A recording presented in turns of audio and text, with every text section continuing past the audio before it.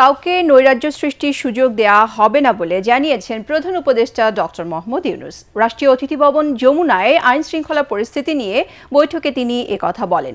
শেখ হাসিনা ও তার দোসররা দেশে বিশৃঙ্খলা ও অপপ্রচার চালাতে বিপুল পরিমাণ অর্থ ব্যয় করছে বলেও জানান তিনি। ডক্টর ইউনূস বলেন, এ বছরটি দেশের জন্য অত্যন্ত গুরুত্বপূর্ণ। যুদ্ধ পরিস্থিতির মতো সবাইকে সতর্ক থাকার আহ্বান জানান তিনি। এ সময় আইন শৃঙ্খলা পরিস্থিতি নিবিড়ভাবে পর্যবেক্ষণের জন্য কমান্ড সেন্টার তৈরির নির্দেশ দেন প্রধান উপদেষ্টা। তিনি বলেন, এই সেন্টার আইন শৃঙ্খলা বাহিনী এবং নিরাপত্তা সংস্থার মধ্যে সমন্বয় করবে। বৈঠকে স্বরাষ্ট্র উপদেষ্টা অবসরপ্রাপ্ত লেফটেন্যান্ট জেনারেল জাহাঙ্গীর আলম চৌধুরী, প্রধান উপদেষ্টার বিশেষ সহকারী খোদাবক্স চৌধুরী ও স্বরাষ্ট্র সচিব Nasimul Gani, police, BGB, RAB, DMP, coast guard এবং বিশেষ শাখার প্রধানরা উপস্থিত ছিলেন।